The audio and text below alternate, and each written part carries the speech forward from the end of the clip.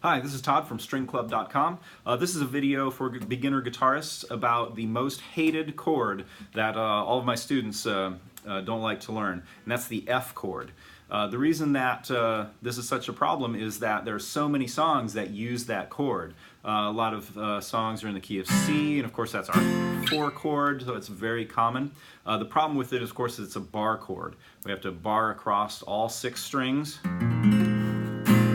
And it's a fairly difficult thing to do early on. We don't have the strength and flexibility to press them all down. So a lot of times we'll get a 1 at the beginning and then a bunch of muted notes and maybe the 1 on top. And it just doesn't sound good. As you're developing that strength and flexibility to be able to do that bar, you may feel kind of frustrated because there's all these songs you could be playing where there's this 1 chord that you just can't do. So a few solutions to that are these. First of all, probably the simplest thing to do is to take the shape of a C major chord and just move these 2 fingers up and then don't play the bottom 2 strings.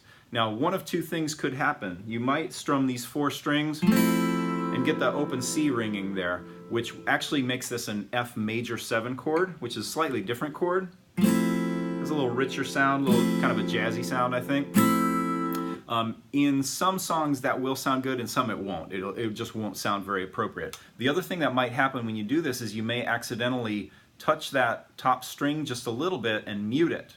So then we get, and that top string being muted means that we don't get that F major 7 sound.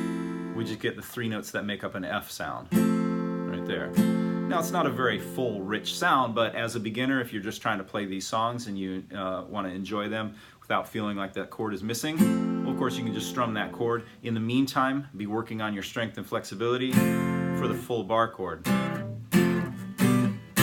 Okay?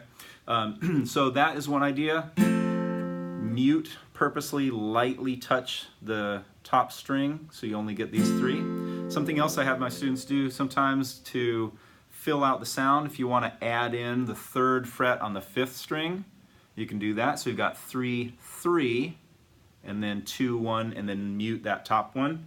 So now it's a 5-string chord. At least we've got a little bit of the bass notes in there. That doesn't require a bar either. Some people have trouble with that though, the 3 and 4, some beginners. So that may or may not be worth it to you. But anyway, try that. This shape of a C chord, just move those 2, and then either let the open E ring or mute it. And the beautiful thing is some students just accidentally do that. I tell them just play the 3 fingers and they'll just mute that top string anyway just because they aren't arching that finger enough. So we'll just leave it at that. So anyway, hopefully this allows you to play some of those songs that you really want to play but can't quite do because of that F chord. So in the meantime, just be building up that strength. You got to keep trying that bar. Got to flatten that finger out. A lot of students have the knuckles bent like this. You got to flatten it out. But that's the story for another day. All right, so hopefully that helps. Thanks a lot. See you later.